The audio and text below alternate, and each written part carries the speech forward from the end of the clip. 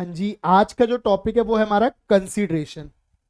Indian contract act हम पढ़ रहे हैं, और इंडियन कॉन्ट्रैक्ट एक्ट में हमने सबसे पहले पढ़ा था लास्ट क्लास में कि सर कुछ पार्टीज होती हैं जो कंपीटेंट टू कॉन्ट्रैक्ट होती है और कुछ कंपीटेंट टू कॉन्ट्रैक्ट नहीं होती। आज हमने एक चीज पढ़नी है कि सर ये जो कॉन्ट्रैक्ट होता है ना, ये दो लोगों के बीच में होता है। एक पार्टी होती है ऑफरर और एक पार्टी होती है ऑफरी। एक बात समझने की है कि सर हमने जब कॉन्ट्रैक्ट किया तो दो लोगों के बीच में किया, एक ने ऑफर दिया और उस ऑफर को एक ने एक्सेप्ट किया। पर क्या इस कॉन्ट्रैक्ट में दोनों को कुछ ना कुछ मिलेगा? यस। कोई भी ऐसा कॉन्ट्रैक्ट होगा ही नहीं सर जिसमें दोनों पार्टीज को कुछ ना कुछ ना मिले। अब हम एग्जांपल लेके देखते हैं। सर एक बंदा शॉप पे गया मोमोज खाने, तो मोमोज वाले ने उसको क्या दिए? मोमोज। और आपने उसको क्या दिया? पैसा। सर जब भी दो लोगों के बीच में कॉन्ट्रैक्ट होता है तो दोनों को कुछ ना कुछ मिलता है। अब जितने मर्जी एग्जाम्पल आप ले लो। सर हम कपड़े की दुकान पे गए तो हमने कपड़े लिए, तो उस दुकानदार ने हमें क्या दिए? कपड़े। हमने उसे क्या दिए? पैसे। आप मेरे से पढ़ने आए, आपने मेरे को क्या दी? फीस। मैंने आपको क्या दी? नॉलेज। तो sir it's all about exchange, यानी दोनों पार्टीज को हमेशा कॉन्ट्रैक्ट में कुछ ना कुछ मिलता है। इसी को हम बोलते हैं कंसीडरेशन। क्या कंसीडरेशन का मतलब समझ आता है? इसको मैं हिंदी में बोलूं, इंग्लिश में बोलूं, बेसिक लैंग्वेज में बोलूं तो समथिंग इन रिटर्न। क्या बोला मैंने? समथिंग इन, कुछ ना कुछ तो रिटर्न में हमें मिलता ही मिलता है। यानी तभी एक अच्छा कॉन्ट्रैक्ट, तभी एक वैलिड कॉन्ट्रैक्ट होगा जहां एक कंसीडरेशन होगी। बिना कंसीडरेशन कोई कॉन्ट्रैक्ट हो ही नहीं सकता। क्या हमारे को इतना मतलब समझ आता है? अब मैंने ये तो आपको बता दिया कि सर समथिंग इन रिटर्न होता है, बट लॉ में इसका वर्ड देखो क्या लिखा हुआ है? क्विड प्रो क्यो। लॉ ने क्या वर्ड बोला? क्विड प्रो क्यो। और इसका मतलब क्या होता है? Something in return. सारा नीचे लिखा हुआ है, कंसीडरेशन इज क्विड प्रो क्यो, that is called something in return. यानी मैं ऐसा बोलूं, कोई भी कॉन्ट्रैक्ट करेंगे तो सर एक पार्टी को कुछ मिलेगा तो एक पार्टी को कुछ मिलेगा। इसी को लॉ में बोलते हैं something in return, Kwid pro क्यो। क्या कंसीडरेशन हेडिंग एटलीस्ट आ सकती है? अब मैं आपको यहीं से एक पॉइंट देखो, मैं ऐसा स्मार्टली बढ़ाना चाहता हूं कि जब हम कंसीडरेशन के लीगल रूल्स पढ़ें तो हमें अपने आप आए। अगर हम हेडिंग से ही अच्छे से पढ़े तो क्या लिखा है यहां पे? Something in return. आप इस वर्ड में समथिंग को अंडरलाइन लगाओ। एक वर्ड समथिंग ही बहुत इंपॉर्टेंट है। समथिंग का इंग्लिश में, हिंदी में मतलब क्या होता है? कुछ। समथिंग का मतलब क्या होता है? कुछ। यानी सर ऐसा जरूरी नहीं है कि बराबर का दोनों को मिले, पर कुछ मिलना चाहिए। यानी ऐसा जरूरी नहीं है सर, यहां हम वैल्यू फॉर मनी की बात नहीं कर रहे कि 100 रुपए का प्रोडक्ट दें तो 100 रुपए ही दे। कुछ देना पड़ेगा। वो हमारी मर्जी है, हम कितना दें क्या दें, वो तो पार्टीज डिसाइड करेंगी। तो आगे जाकर ना एक पॉइंट आएगा, तो अभी बता के चल रहा हूं, consideration need not to be adequate. Sir consideration होनी चाहिए, पर एकदम बराबर होनी चाहिए, ऐसा कोई जरूरी। अब एक बात बता, मेरा घोड़ा है, मेरे पास हॉर्स है, वो 1 लाख का है, पर मैं आपको 70,000 में देना चाहता हूं, ये मेरी मर्जी। Consideration need not to be, क्योंकि लास्ट क्लास में ही हमने टॉपिक पढ़ा है कंपीटेंट होनी चाहिए पार्टी। तो हमने पढ़ाई क्यों था कंपीटेंट होना चाहिए? क्योंकि पार्टी समझदार है तो खुद देख लेगी उसके लिए क्या सही क्या गलत। यानी उसको 50,000 में ही खुशी है तो 50,000 ही ले लेगी, मेरी मर्जी। तो कंसिडरेशन लॉ कहता होना जरूरी है, पर एडिक्वेट होना जरूरी। बोलो इतने में पहले कोई डाउट? यानी अभी जब हम आगे बढ़ेंगे ना, और जब हम कंसिडरेशन के रूल्स पढ़ेंगे, एक रूल हमें पहले से आता होगा, consideration need not to be, होनी चाहिए, बस ये बात कंफर्म है, पर बराबर हो, पूरी हो, ऐसा कोई जरूरी। ये तो पार्टी की मर्जी है कि कितने में दे। अब एक बात बताओ, हम सब्जी वाले के पास सब्जी लेने का, सब्जी वाले का मन था कि 10 रुपए वाली सब्जी मुझे 5 रुपए में दे दे, उसकी मर्जी है। कंसिडरेशन होनी जरूरी है, पर एडिक्वेट होनी जरूरी नहीं है। पहले इतने में कोई डाउट? एक बात समझना, क्या आपने स्कूलों में इंग्लिश ग्रामर पढ़ी है? इंग्लिश ग्रामर का एक रूल था, मैं ऐसा कर रहा था, मैं ऐसा कर रहा हूं, और मैं ऐसा करूंगा। समझ आ रहा है? Tenses, past tense, present tense और फ्यूचर टेंस। मैंने एक बच्चे को बोला आप मूर्ख थे, मूर्ख हो और मूर्ख रहोगे। क्या ये 3 टेंसेस नहीं हो गए? पास्ट टेंस, प्रेजेंट टेंस और फ्यूचर टेंस। एकदम ध्यान से, एकदम ध्यान से। सर ये टॉपिक्स ना सारे आगे लीगल रूल्स बनने हैं, तो लीगल रूल्स तो सर में पहले ही आ जाएंगे। तो मजा कितना आने वाला, कंसिडरेशन वाला पूरा हेडिंग हमारा कंप्लीट हो जाएगा आज की यूनिट। एक एक यूनिट हमारी रोज की कंप्लीट होती रहेगी। अब ध्यान से सुनने की है। सर एक बात बताओ, हमने पढ़ा है कि कंसिडरेशन से पहले कॉन्ट्रैक्ट होता है। हमने पढ़ा ऐसा कि एक पार्टी दूसरे पार्टी के साथ क्या करती है, कॉन्ट्रैक्ट। मेरी बात और मेरे हाथों को बहुत ध्यान से देखना। सर हमने कॉन्ट्रैक्ट किया, अभी किया, और हाथ ही हाथ पैसे दे दिए। अभी कॉन्ट्रैक्ट किया, अभी पैसे दे दिए, इसको मैं प्रेजेंट कंसिडरेशन नहीं बोल सकता, साथ साथ।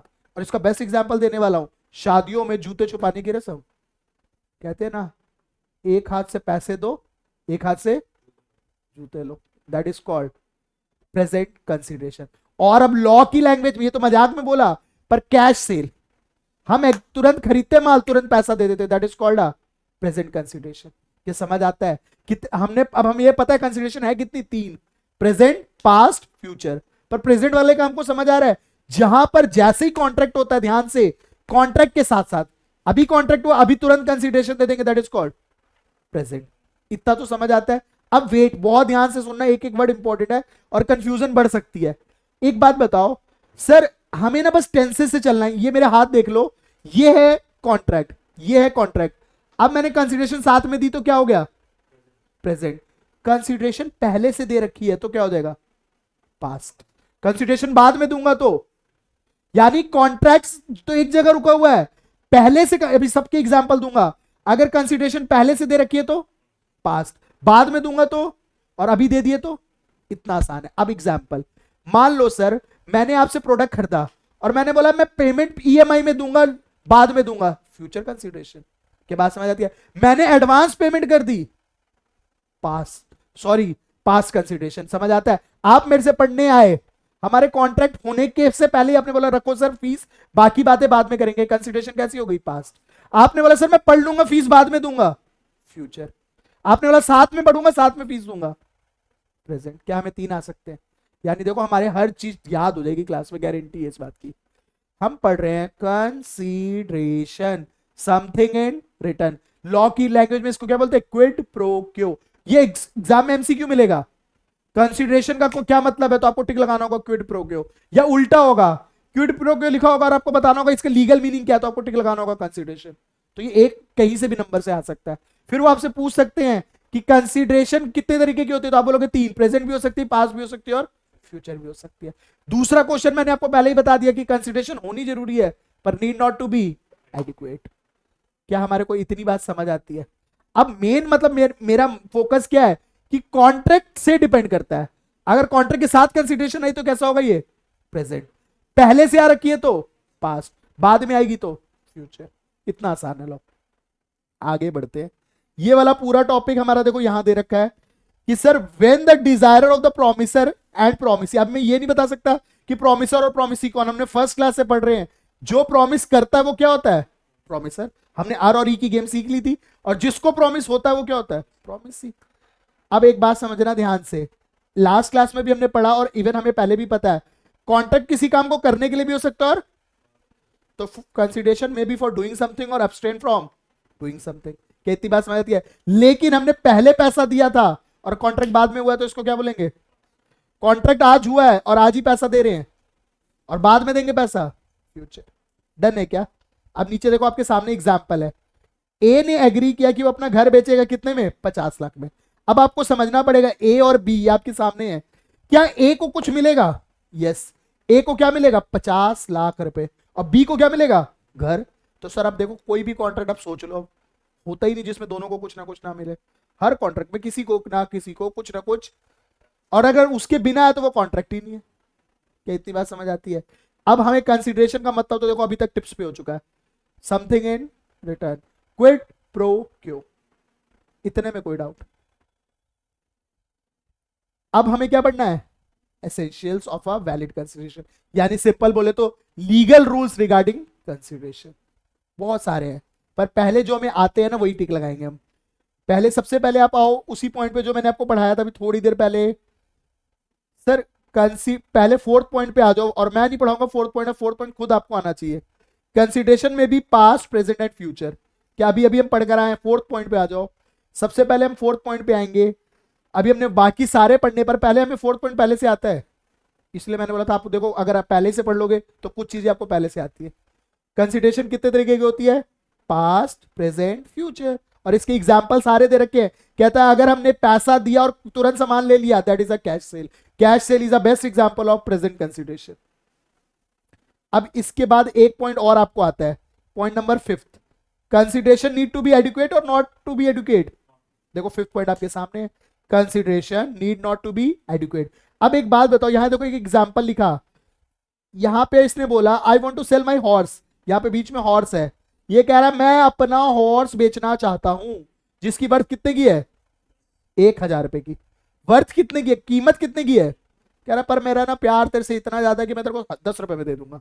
अब ये तो देख खुश होके क्या कह रहा है, ओके एज यू से। इन दोनों के बीच में ऑफर एंड एक्सेप्टेंस नहीं हुआ और कंसिडरेशन है। एक को क्या मिलेगा, घोड़ा, और एक को क्या मिलेंगे, 10 रुपए। कंसिडरेशन ठीक है कम है पर है तो सही, तो इसीलिए कोई दिक्कत वाली बात नहीं है। क्या इतनी बात समझ आती है? बस अभी एक बात समझाऊं यहीं पे, पर जब कंसिडरेशन कम होगी ना सर, तो एक प्रेशर बनेगा जो मैं आगे जाके बता देता हूं। अभी अगला ना एक टॉपिक बनेगा फ्री कंसेंट, तो वो अभी से हम साथ साथ चल रहे सोच के। सर मुझे एक बात बताओ, कभी कभी ऐसा फिर तो एक झोल हो सकता है, एक चालाकी हो सकती है, मैं ऐसे बंदूक दिखाऊं तेरे को और बोलो अपना फोन 2 रुपए में बेच, हो सकता है ना ऐसा? सर इसीलिए लॉ ने इसको ना एक और यूनिट बनाई। कहता है कि सर जब कॉन्ट्रैक्ट होगा ना पार्टी के बीच में, तो जो बंदे ने हाँ बोला ना वो अपनी मर्जी से बोला होना चाहिए विदाउट एनी प्रेशर। उसके लिए हम लॉ अलग पढ़ेंगे, that is called free consent. Consent तो है ही है, कंसेंट का मतलब हाँ मैं बेचना चाहता हूं पर बिना किसी प्रेशर से, और हम पढ़ेंगे फिजिकल प्रेशर, मेंटल प्रेशर, सब पढ़ेंगे और ये पूरा एक यूनिट बनेगा। बट देखो लॉ कितना बड़ा लॉ भी हो ना तो वो भी कनेक्टेड है, एक पॉइंट से पूरा आगे की यूनिट कनेक्ट हो जाती है। अगर हम समझ समझ के पढ़े तो बहुत आसान लगता है। क्या हमारे को इतनी बात समझ आती है कि कंसिडरेशन होना चाहिए, हाँ लेकिन किसी ने जबरदस्ती दी हो तो फिर वो गलत हो जाएगा, पर अगर कम भी है तो चलेगा, कोई दिक्कत नहीं है। क्या 2 पॉइंट याद हो गए? 2 में कोई डाउट? अब देखो 2 लीगल रूल तो हमारे के टिप्स पे आ चुके हैं और साथ में कंसिडरेशन का मतलब भी आ चुका है।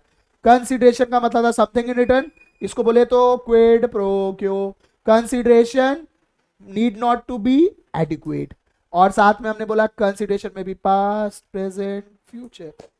2 पॉइंट तो टिप्स पे है। अब देखो कितने आराम से बाकी भी करेंगे।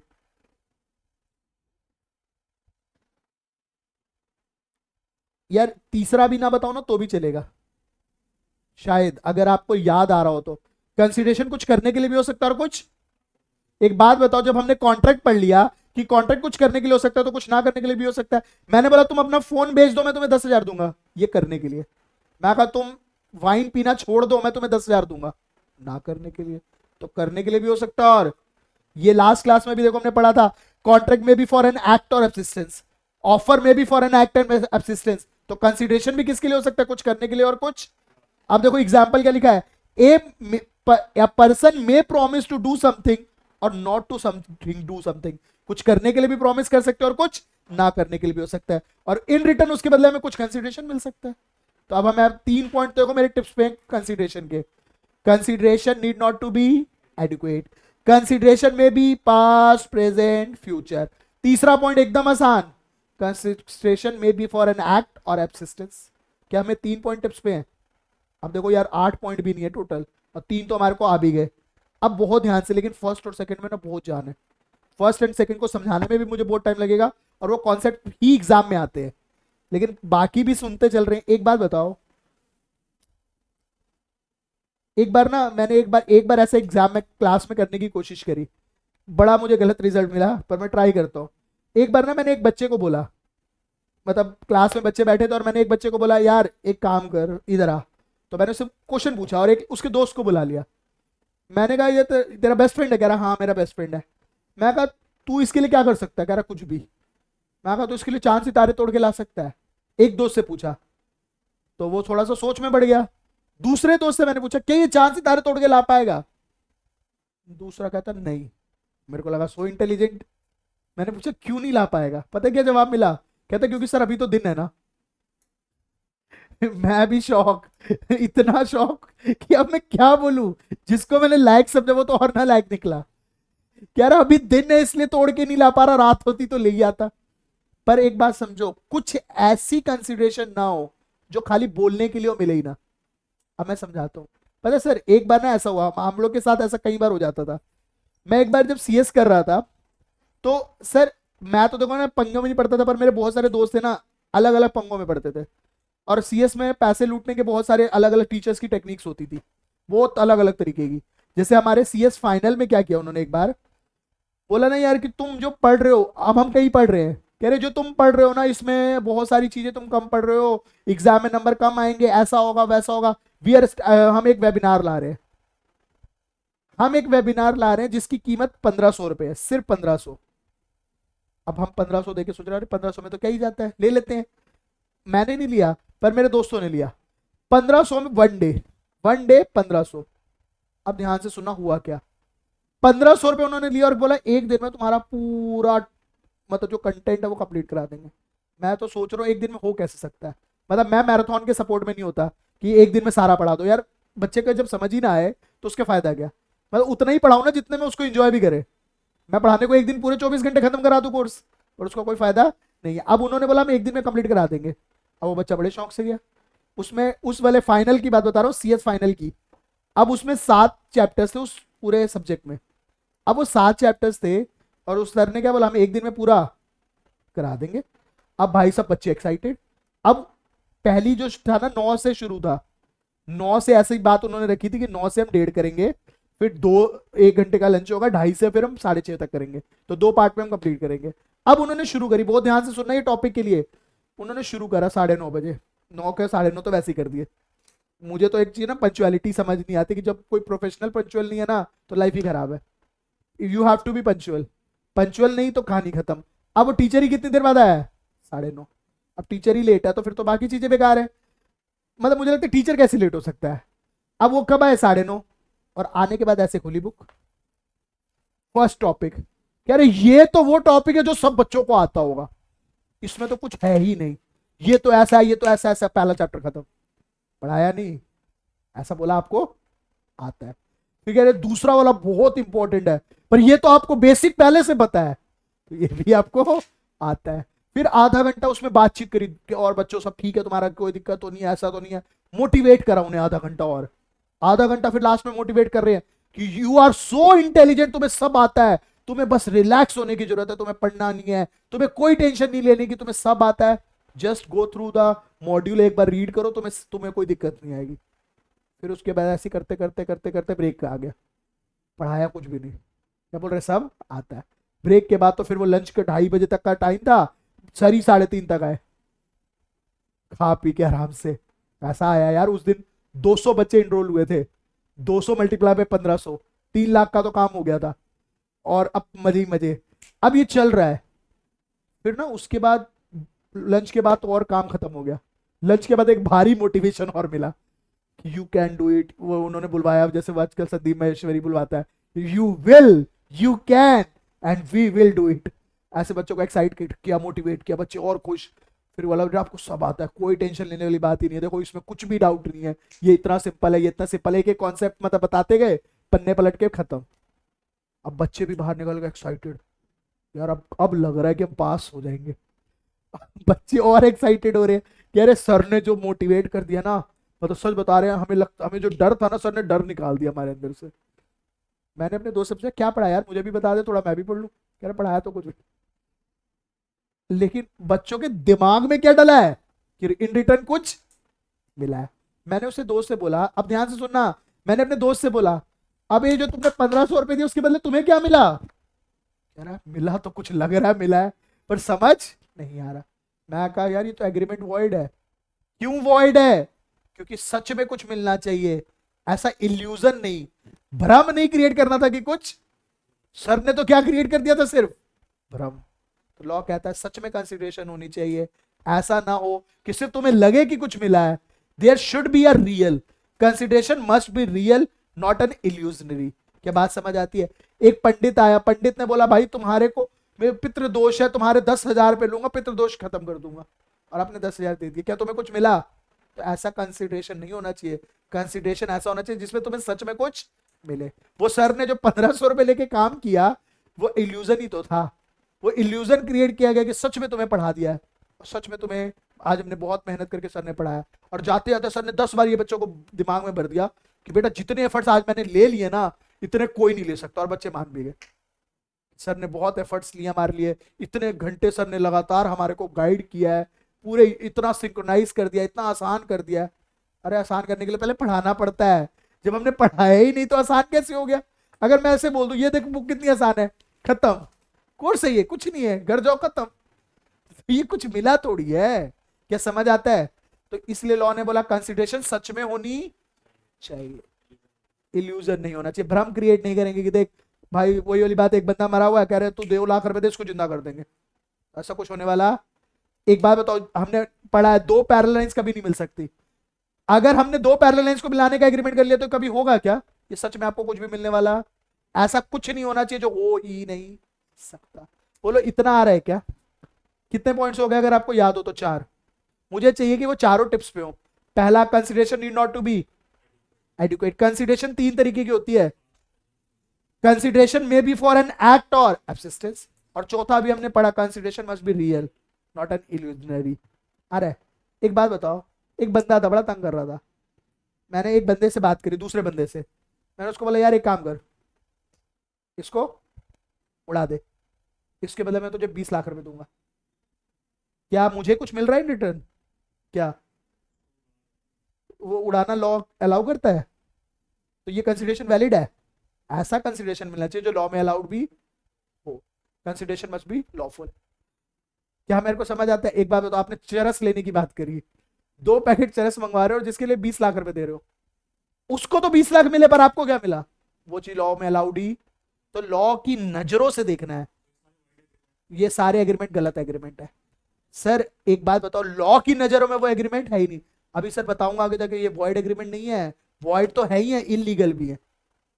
वॉइड तो देखो छोटी बात है, गलत है, पर ऐसा गलत जिसपे जेल भी होगी उसे बोलते हैं इलीगल। तो ये वॉइड से भी आगे निकल जाएगा। चरस बेच रहे हो जेल जाओगे सर, सिर्फ वॉइड कह के छूट नहीं जाओगे।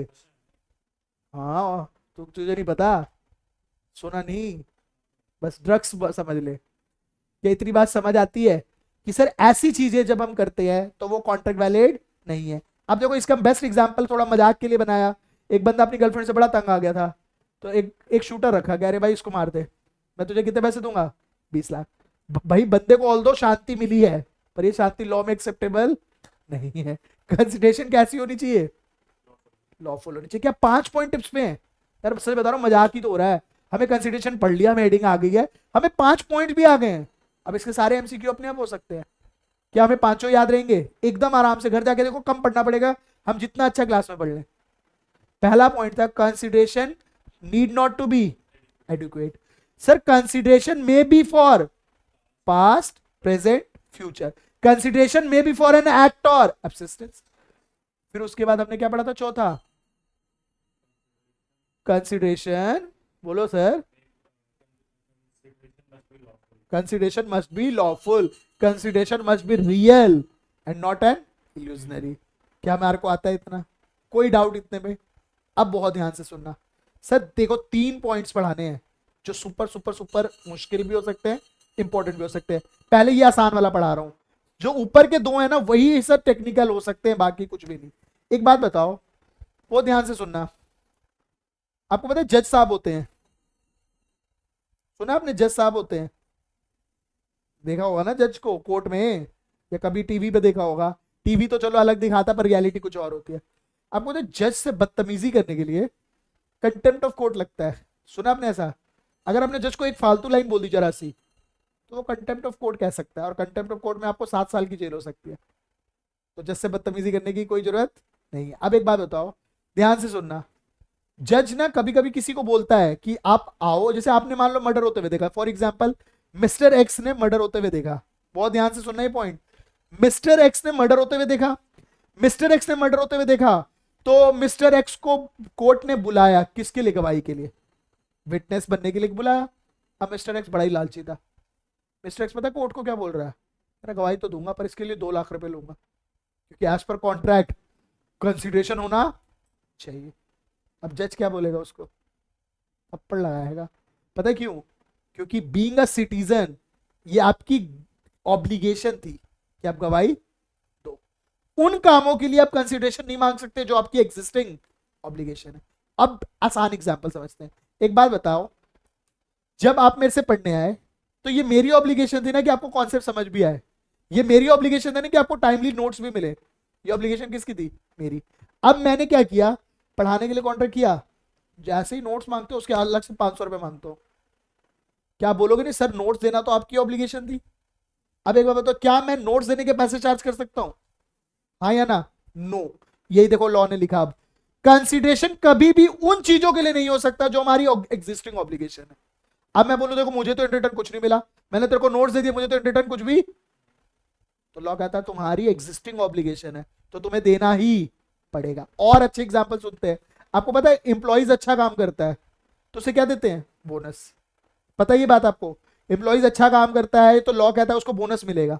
अब एक बार तो हमने एम्प्लॉय को बोनस दिया क्योंकि उसने अच्छा काम किया था, बोनस देके कह रहे अब 1 महीने की तेरी सैलरी नहीं देंगे क्योंकि हमने तुझे क्या दिया है? कंसिडरेशन। या बोनस देने के बाद उसे बोल रहे हैं अब तू ओवर टाइम कर, तो लॉ कहता बोनस देना तुम्हारी एग्जिस्टिंग ऑब्लिगेशन थी, उसके बदले कुछ भी तुम्हें मिल नहीं सकता। क्या आ रही बात? कंसिडरेशन हमेशा कोई कुछ ऐसा कर रहे हैं जो अपनी मर्जी से कर रहे हैं और हम अलग से कर रहे हैं, जो तुम्हें करना ही था वो कंसिडरेशन नहीं है। कितनी बात समझ आती है? देखो हेडिंग क्या है, consideration must not B pre existing. Pre existing मतलब था पहले से, पहले से ही मेरी कोई ऑब्लिगेशन थी तो उसके बदले में आपसे कोई कंसिडरेशन नहीं मांग। जैसे मेरी पहले से ही ऑब्लिगेशन थी कि आपको नोट्स दूं तो उसके लिए मैं आपसे कोई कंसिडरेशन नहीं मांग सकता। क्या बात समझ आती है? देखो एक बार रीड करते हैं बहुत आराम से। कंसिडरेशन मस्ट नॉट, ये must not be something which a person is already bound by law to do. ये जॉ नहीं है, लॉ है, इसको एल कर दो, लॉ टू डू। क्या बात समझ आती है? Discharging of pre existing obligation is no consideration. मैंने वो कर दिया जो मुझे करने के लिए वैसे ही मेरी ऑब्लिगेशन थी। जैसे यहां पे हमने बोला एक बंदे को गवाही देना उसकी एग्जिस्टिंग ऑब्लिगेशन है तो वो उसके लिए कोई कंसिडरेशन नहीं मांग। देखो लिखा please become witness of the event, कहता sure please give me 2 lakh rupees, थप्पड़ पड़ेगा इसको क्योंकि ये इसकी एग्जिस्टिंग ऑब्लिगेशन है। समझ आता है? अब एक बात बताओ, आपने डॉक्टर से ऑपरेशन का चार्ज करवा दिया, आपने अपना इलाज कराना था, पेट काट के डॉक्टर आपका ऑपरेशन करने लगा, डॉक्टर पेट कटे बीच में बाहर आया, कह रहे 2 लाख और दो। कह रहे क्यों? कह रहे मेरा बात ऑपरेशन करने की हुई थी, सिलने की थोड़ी हुई थी पेट, अब मैं सिलूंगा तब जब मुझे 2 लाख मिले। क्या ये उसकी एग्जिस्टिंग ऑब्लिगेशन नहीं है? फिर उसको अलग से कोई पैसा नहीं मिलेगा। क्या हमारे को इतने आ सकते हैं? क्या 6 पॉइंट डन है? देख लो मजाक, 8 में से 6 तो आउट भी हो गए। देख लो इस यूनिट में हमें कितने लॉस पढ़ने थे? 8, यानी 8 पॉइंट पढ़ने थे रिलेटेड टू कंसिडरेशन, उसमें से 6 हमारे डन है। क्या 6 याद हो गए? एकदम आराम से, यही इतना आराम से ना कि घर जाके बस नोट्स को पलटना पड़े। पहला पॉइंट था consideration need not to be adequate, पर मुझे कंसिडरेशन का मतलब पता होना चाहिए। कंसिडरेशन मतलब समथिंग इन लॉ में इसको बोलते हैं क्वेड प्रो क्यों आ रहा है। फिर हमने बोला कंसिडरेशन में भी पास्ट प्रेजेंट फ्यूचर, कंसिडरेशन में भी an act or abstinence, consideration must be real and lawful, मतलब रियल और इल्यूजनरी ना हो, और अगला पॉइंट था लॉफुल। क्या हमारे को ये सब आ सकता था? और एक पॉइंट अभी ने पढ़ा consideration must not to be pre existing obligation. कोई डाउट इतने में? अब जो पढ़ने का है वो बहुत ही अल्टीमेट है। देखो ये तो आसान थे, सारे हो गए। अब जो पढ़ना है ना ये आसान भी है मजेदार भी है। ये तो मैंने ऐसे डराने के लिए बोल देता हूँ मुश्किल, मुश्किल तो देखो सर कुछ भी नहीं होता। बस आपको ये याद होना चाहिए प्रोमिसर कौन होता है और प्रोमिसी कौन होता है। क्या आपको ये याद है? जो वादा करता है वो कौन होता है और जिसको वादा किया जाता है वो कौन होता है? बहुत ध्यान से सुनना सर, थोड़ा मुश्किल हो सकता है अगर आप नहीं सुनोगे तो, और आप सुनोगे तो बहुत आसान है। और ये केस लॉ के साथ याद करेंगे इसका नाम को। ये इवन पता है इवन अगले लेवल पे 5-5 नंबर का क्वेश्चन आ जाता है। ध्यान से सुनना, बहुत ध्यान से। सर एक बात बताओ, आपको मैंने बोला कि मैं तुम्हें पढ़ाना चाहता हूं, बहुत ध्यान से सुनना, मैं कहा मैं तुम्हें पढ़ाना चाहता हूं, प्रॉमिसर हूं क्या मैं वादा कर रहा हूं, मैं आपसे चाहता हूं कि आप मेरे से पढ़ो। आपने बोला ठीक है पढ़ लेंगे, आप क्या बन गए? प्रॉमिसी। इतना तो समझ आता है। मैं कहा ठीक है मैं तुम्हें पढ़ाना चाहता हूं, पर जब मुझसे तुम पढ़ना चाह रहे हो ना तो मुझे 20,000 रुपये चाहिए। ये बात समझ आती है? मैंने आपसे बोला। अब ये बोला किसने है? मैंने। तो आप पैसे किसको दोगे? या तो मुझे, या तो मुझे, या मेरे कहे गए किसी एक पर्सन को। आप सड़क पे आ रहे थे, आपका मन किया सड़क पे, जैसे ही आपने रोड पे एक बंदा दिखा कर उसको 20,000 दे दिया, कह रहे हमने कंसल्टेशन दे दिया, मैं जोर का थप्पड़ लगाऊंगा। कंसिडरेशन किसके हिसाब से होना चाहिए? प्रोमिसर के हिसाब से होना चाहिए। लॉजिकली समझ आता है? कंसिडरेशन किसके हिसाब से होना चाहिए? यार एक बात बताओ, आपने मुझसे वादा किया है, आपने मेरी बात मानी है ना, पढ़ मेरे से रहे और कंसिडरेशन किसी को भी दे आ रहे हो। यार हमने तो दे दिया सर, ऐसे नहीं चलता। Consideration must move at the desire of promisor. Consideration किसके हिसाब से आना चाहिए? और अगर आप मेरे हिसाब से नहीं दोगे तो हमारा कोई वैलिड कंसिडरेशन माना ही? यार आप सड़क पे किसी को भी दे, उससे मुझे क्या लेना देना? ऐसे आप मन करता है, मैं बोल रहा हूं भाई मुझे देना, मिस्टर एक्स को देना, मिस्टर वाई को देना, मैंने बोला तो आपको या तो मुझे दोगे या उनको दोगे या उनको दोगे, इसके अलावा किसी और को। अपने हिसाब से आप कुछ भी कर रहे हो तो वो कंसिडरेशन नहीं माना, और वो वैलिड कंसिडरेशन बिल्कुल नहीं है। क्या हमारे को फर्स्ट पॉइंट थोड़ा थोड़ा समझ आ रहा है? इस पे तो अभी डिटेल केस लॉ करना है, पर पहली हेडिंग देखो at least, consideration must move at the desire of promisor. बोलो समझ आता है? ये केस लॉ बहुत ज्यादा इंपॉर्टेंट है, एग्जाम में आ जाता है। देखते हैं, बहुत ध्यान से सुनना। एक पता है, एक बंदा है जिसका नाम है बलदेव, बहुत ध्यान से सुनना। बलदेव एक एरिया में रहता था, वहां पे ना जैसे आपने सुने एरिया डेवलप होता है, एरिया डेवलप करने की बात हुई तो वहां के जो ऑफिसर्स थे ना, उसने बलदेव को बोला कि बलदेव एक काम करो, आप क्या करो, मार्केट डेवलप कर दो यहाँ पे, उसमें पैसा लगेगा ना। एरिया डेवलप किया भाई ने, पर बोला किसने इसको? ऑफिसर ने। बलदेव को किसने बोला है? ऑफिसर ने। अगर आपको समझ आए तो ये इनके बीच की एग्रीमेंट हुआ, इनके बीच का कॉन्ट्रैक्ट हुआ। एक एग्रीमेंट किसके बीच में हुआ? बलदेव और उसके ऑफिसर्स में। ऑफिसर ने उसको कहा, ओए बलदेव जी एरिया डेवलप कर दो। बलदेव ने उससे कर तो दिया एरिया डेवलप, उससे पैसे वैसे नहीं मांगे, कुछ नहीं बोला, ठीक है ठीक है हो जाएगा डेवलप। अब ध्यान से सुनना, अब आगे जाकर जब बलदेव ने उस मार्केट को डेवलप किया तो जो प्राइस था, प्राइस तो ले रहा है, रेंट तो ले रहा है, और साथ में ना जब दुकान जो यूज करने के लिए किसी को दे रहा है तो उसे कह रहा है दुकान तो तुझे दूंगा, उसका किराया लूंगा, पर मैंने मार्केट डेवलप करी है यहाँ पे, इस एरिया को डेवलप किसने किया है? मैंने, इसके 10,000 रुपये मैं और लूंगा। ये बात उसने किसको बोली? दुर्गा प्रसाद को। बलदेव ने किसको बोला? दुर्गा प्रसाद। समझ आता है? दुर्गा प्रसाद ने कहा, देखो यहाँ पे लिखा है as I develop the market pay monthly 10K। Durga Prasad ने क्या बोल दिया? Okay sure. क्या इनके बीच में एग्रीमेंट हो गया? यस। ध्यान से सुनना, क्या बात हो गई? एग्रीमेंट हो गया। बाद में दुर्गा प्रसाद ने 1 रुपया भी नहीं दिया, बाद में दुर्गा प्रसाद ने इसके 1 रुपया भी नहीं दिया, तो बलदेव ने क्या किया? केस कर दिया। बलदेव ने किस पे केस कर दिया? तो केस लॉ का नाम क्या पड़ गया? बलदेव वर्सेस, जिसने जो पहले करता है उसका नाम आ जाता है। क्या इतनी बात समझ आती है? और उसके बाद ना रिवर्स में इसने दोबारा उस पर केस किया, तो हमें पढ़ना पड़ रहा है दुर्गा प्रसाद वर्सेस बलदेव। वर्सेस का मतलब है जिसके साथ लड़ाई हुई, तो केस लॉ का नाम क्या पड़ गया? दुर्गा प्रसाद वर्सेस बलदेव। आप सोच के बताओ पहले तो, क्या दुर्गा प्रसाद को पैसे देने पड़ेंगे या नहीं देने पड़ेंगे? देने पड़ेंगे। आंसर है नहीं देने पड़ेंगे। पता है क्यों? दुर्गा प्रसाद ने एक ही बात बोली सिर्फ कोर्ट में, कह रहा सर एक बात बताओ, मैं 10,000 रुपये पर मंथ इसको किस बात के दूं? दुर्गा प्रसाद ने, बलदेव ने क्या चिल्लाया कि मैंने मार्केट डेवलप करी है। दुर्गा प्रसाद ने फिर से चिल्लाया, क्या मैंने कहा था इसे मार्केट डेवलप करने के लिए? कह रहा नहीं तो ऑफिसर ने कहा था। कोर्ट ने जोर से चिल्लाया, consideration must move at the desire of promisor. क्या इसने इसको फोर्स किया था कि तू डेवलप कर? इसने अपनी मर्जी से करा ना, तो ये रेंट ले सकता है, पर वो मार्केट डेवलप करने का पैसा उससे अगर लेना ही था तो मांग तो ऑफिसर से, ऑफिसर से तो मांग नहीं रहा। अब वो वाली बात होगी, आप, मैं यहाँ पे बैठा था, आप 1 गिलास पानी लेके आ गए और मेरे को पिला दिया, फिर कह रहे निकालो 50 रुपए, मैं कहूंगा मैंने कहा था। ये वाली बात हो गई। तो इसने अपनी मर्जी से मार्केट डेवलप की ना, उससे दुर्गा प्रसाद का कोई लेना देना, उसने एग्रीमेंट कर भी लिया तब भी वो वैलिड कंसिडरेशन नहीं है, क्योंकि हेडिंग अभी यही पढ़ रहे थे, consideration must move at the desire of promisor. तो जो भी बलदेव ने दुर्गा प्रसाद के हिसाब से किया होता उसके लिए वो दुर्गा प्रसाद पैसे देता। अपनी मर्जी से कुछ भी किया तो हम पैसे देंगे ही नहीं। समझ आता है? ऐसा कई बार हो जाता है। एक बात बताओ, 4 लोगों ने बात करी, एक मिनट सुनो, 4 लोगों ने बात करी कि हम ना यहाँ पे एक टेंट लगवाएंगे या पियाऊ लगवाएंगे, जैसे गर्मियों में होता है हम पियाऊ लगवाएंगे। अब प्रैक्टिकली आप सोचो होता है आपके साथ, उन 4 लोगों ने बात करी कि पियाऊ लगाएंगे और ये है, अब बाद में कह रहा है भैया पैसा दो आप भी, आप मर्जी है तो दे दो, पर वो फोर्स भी आपसे नहीं ले सकते ना। आप क्या कहोगे, हमसे पूछ के लगवाया था क्या? तो वही वाली बात हो गई कि consideration must move at the desire of promisor. जिसने वादा किया उसके हिसाब से उसको कुछ मिलेगा तब। हाँ जी सर पूछ लो, आप क्या पूछ रहे थे?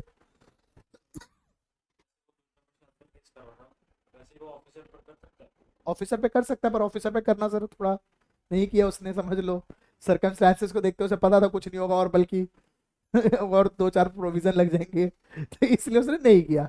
पर करना चाहता तो कर सकता था, क्योंकि उसने तो उसको कहा था, तो उसके कहने पे किया तो उसको उस कंसिडरेशन मांग सकता था, बट इससे तो नहीं मांग सकता। और केस लॉ देखो ये हमारे इंडियन का है, इसलिए देखो नाम क्या है, बलदेव वर्सेस दुर्गा प्रसाद। तो इसलिए हमें समझ आ जाता है बाहर के कौन से और इंडियन के कौन से। यानी एक बात समझना, जब इंडियन कॉन्ट्रैक्ट चल रहा था तो इंडिया पे जब हमने ये एक्ट बना दिया तो यहां भी लड़ाइयां शुरू हुई, तो यहां भी केसेस हुए, तो यहां वाले कोर्ट में फिर ये डिसाइड हुआ, इसलिए केस लॉ का नाम पड़ गया दुर्गा प्रसाद वर्सेस बलदेव। बोलो इतना समझ आता है यार, मजाक नहीं, पर 8 में से 7 पॉइंट डन है। क्या हमें 7 याद है एकदम आराम से? फर्स्ट पॉइंट क्या है अभी जो पढ़ा, consideration must move at the desire of promiser, और इसका केस लॉ का नाम भी पढ़ लिया दुर्गा प्रसाद वर्सेस बलदेव। सर दूसरा पॉइंट हमने पढ़ा था कंसिडरेशन में भी एन एक्ट और असिस्टेंस। फिर तीसरा हमने पढ़ा सर कि सर कंसिडरेशन में भी पास्ट प्रेजेंट और फ्यूचर। फिर उसके बाद हमने क्या पढ़ा था, consideration need not to be adequate. फिर कंसिडरेशन जो होनी चाहिए सर रियल होनी चाहिए, कोई भी इल्यूजन नहीं होना चाहिए, कंसिडरेशन लॉफुल होनी चाहिए, और कंसिडरेशन कभी भी कोई प्री एग्जिस्टिंग ऑब्लिगेशन की नहीं होनी चाहिए। डन है इतना, कोई डाउट? अब अगला वाला तो प्यारा सा है, मक्खन है, मतलब ये वाला तो एकदम बेकार सा है, पर इसमें ना एक लड़की है बहुत चंट है, उसकी कहानी है ये। कहानी समझाता हूँ। एक लड़की है, देखो कहानी नीचे बनी हुई है, मैं आपको समझाता हूँ, ये कहानी बहुत ध्यान से सुनना। ये जो लड़की है ओल्ड लेडी, इसकी एक बेटी है। ओल्ड लेडी की क्या है, एक बेटी। ओल्ड लेडी की जो बेटी है ना यार, प्रॉपर्टी के पीछे पागल है। माँ को क्या कह रही है, मम्मा प्रॉपर्टी मेरे नाम कर दो। क्या बात समझ आती है? एक बात बताओ, किसने मांगी है प्रॉपर्टी? बेटी ने। मम्मी ने बोला मैं कर दूंगी, बट एक बात बताओ, अपनी बेटी से बोल रही है कि यार पता है तेरे को मेरी एक बहन भी तो है। मम्मी की मत एक बहन है, कह रहे उसका भी तो मुझे देखना है, अब उसका कोई देखने वाला नहीं तो मुझे उसको देखना है। इतनी बात समझ आती है? तो कह रही एक शर्त पे मैं तुझे प्रॉपर्टी दूंगी, अब जब तक वो है तुझे हर महीने उसे 10,000 रुपये देने। समझ आता है? ये कौन है, प्रॉमिसर। ये कौन है, प्रॉमिसी। इतनी बात में कोई डाउट? क्योंकि इसने बोला मम्मी मैं चाहती हूँ ऐसा करो, तो मम्मी ने बोला कर दूंगी, लेकिन ये वाले काम कर दे तो मैं दे दूंगी। शायद आपको समझ आए, कंडीशनल ऑफर, कंडीशन लगा दिए। थोड़ा तो समझ आता है? अब देखो कितनी चंट हो सकती है बेटी। कहा ठीक है मामा, ओके डन। क्या हो गया इनके बीच में, एग्रीमेंट। अभी सुनो, माइनर नहीं है, सब मेजर है। बच्ची मतलब इतनी भी छोटी नहीं, वो तो फोटो में बनाई है, 18 साल से ऊपर है। बेटी है, माँ इतनी बुजुर्ग है तो बेटी भी समझ लेना है, 18 साल से ऊपर है। अब कहानी क्या हुई, मम्मी की हो गई उसकी डेथ। मम्मी की डेथ के बाद बेटी ने, मासी, अब मासी आई कह रही बेटा पैसे दे दे, मेरे से चला नहीं जा रहा, मेरे पास पैसे नहीं है। बेटी कह रही है कौन, आप कौन? कह रही पैसे बेटा, वो बात हुई थी ना। कह रही आपने मुझे इन रिटर्न क्या दिया। अब ये बेटी ना मासी को लॉ पढ़ा रही है, इंडियन कॉन्ट्रैक्ट एक्ट। कह रही है किस बात के पैसे दूं आपको। कह रही हम दोनों के बीच में वो कह रही एग्रीमेंट हुआ था कि तू मुझे पैसे देती रहेगी। कह रही बिना कोई भी कंसिडरेशन कोई कॉन्ट्रैक्ट वैलिड। कह रही नो कंसिडरेशन नो कॉन्ट्रैक्ट। बेटी ने क्या डायलॉग मारा, नो कंसिडरेशन नो कॉन्ट्रैक्ट। तो कह रही मैं आपको 1 रुपया भी नहीं दूंगी। क्या बेटी को, आंटी को पैसा देना पड़ेगा? ये सवाल है मेरा, देना चाहिए या नहीं देना चाहिए? एज पर लॉ देना पड़ेगा। गेस करो सर कि देना पड़ेगा या नहीं देना पड़ेगा। देखे बिना आंसर थोड़ी देखना है, एज पर लॉ देना पड़ेगा। एज पर लॉ देना। अभी एग्जांपल देता हूं, बेस्ट एग्जांपल। अरे रुको तो सही, सुनो सर, ओरल एग्रीमेंट नहीं होता, ऑफ एग्रीमेंट में भी ओरल में भी रिटर्न, में भी बिना ओरल बिना रिटर्न बाय कंडक्ट। अब तो पढ़ा है ना यार, ऑफर एग्रीमेंट। अब ये सब नहीं बोलेगा कि एग्रीमेंट रिटर्न नहीं होता है। अब मेरी बात ध्यान से सुनना, बहुत ध्यान से। सर एक बात बताओ, क्या बेटी को रिटर्न में कुछ नहीं मिला है? मिला है ना, घर मिला है। अब एक बात समझना, कंसीडरेशन किससे आए ये जरूरी नहीं है, कंसीडरेशन आना जरूरी है। बेस्ट एग्जांपल समझो, जब बच्चे मेरे से पढ़ रहे हैं तो तुमने अपनी फीस क्या अब कमा के दी है? कहां से लाके दी? घर वाले से। घर वालों ने क्या दी? कंसीडरेशन। अब मैं ऐसा बोल दूंगा मैं तुम्हें नहीं पढ़ाऊंगा, तुमने तो फीस दी नहीं है, तो उनको जाके पढ़ाऊं। कंसीडरेशन मिला है ना, किसी से भी मिले कोई जरूरी। यही लॉ ने किसको बोला, बेटी को। कि तुझे पैसे मिले है ना, बेटी मासी ने नहीं दिए कोई बात नहीं, पर मां ने इसी बात किए तो पैसे, तो तुझे अब उसको जब तक वो जिंदा तुझे पैसे देने। यानी अब मैं ऐसा बोलूं, ध्यान से सुनना, मैंने तुम्हें वादा किया कि मैं तुम्हें पढ़ाऊंगा, मैं तुम्हें पढ़ाऊंगा। कंसिडरेशन तुम दो या तुम्हारे मम्मी पापा दे, एक ही। अब देखो पॉइंट क्या है, कंसिडरेशन में मूव फ्रॉम प्रोमिसी और एनी अदर पर्सन। यानी अगर तुम्हारे मम्मी पापा, तू खुद अपनी फीस लाके दे देता तो मम्मी पापा मतलब तुम्हें पढ़ा देता प्रोमिसी, या अब तुम्हारे मम्मी पापा ने बोला मेरे बच्चे को पढ़ाओ तो मैं उसको पढ़ाऊंगा, या किसी और को बोलेंगे तो उनको पढ़ाऊंगा। कंसिडरेशन प्रोमिसी को दूं या प्रोमिसी के कहे गए किसी और पर्सन को दूं। जैसे इस केस में क्या हुआ, मम्मी को कंसिडरेशन मिलता जो मकान का प्राइस है, या मम्मी के कहे गए अनुसार मासी को मिल रहा है। कंसिडरेशन में move from promisee to any other person. समझ आता है क्या? आप आए, आपने बोला सर इसके पैसे मैं दे रहा हूं पर इसको पढ़ाना, पैसे आपने दिए, आप हो प्रोमिसी, पर पढ़ाया मैंने किसको, उसको, तो मैं बेनिफिट किसी और को भी दे सकता हूं। क्या हमारे को याद हो गया? इस पे ध्यान से सुनना, ये जो लड़की और ये कहानी थी इसको बोलते हैं चन्नैया वर्सेस रमैया। केस लॉ का नाम क्या है? चन्नैया वर्सेस रमैया। चन्नैया वर्सेस रमैया। क्या हमारे को अभी तक की कहानी याद हो गई? ये थे हमारे 8 पॉइंट्स कंसिडरेशन के, विथ 2 केस लॉज हमारे को याद हो गए। पहला पॉइंट था consideration must move at the desire of promisor, और इस पे हमने केस लॉ पढ़ा दुर्गा प्रसाद वर्सेस बलदेव। सेकंड हमने पढ़ा कंसिडरेशन में move at the from promisee और to any other person, promisee या किसी और को भी हो सकता है, इसके लिए केस लॉ पढ़ा चन्नैया वर्सेस रमैया। तीसरा पॉइंट देखो अब कितना आसान है, कंसिडरेशन में भी an act on abstinence, consideration need not to be adequate, consideration may be past present and future, consideration must be real not an illusion, consideration must be lawful, or consideration must not to be for pre-existing obligation. That's all my lord. क्या हमारे को याद हो गया सारा? 2 minute है, जल्दी से एक बार ओवरव्यू कर लो फिर आगे बढ़ते हैं।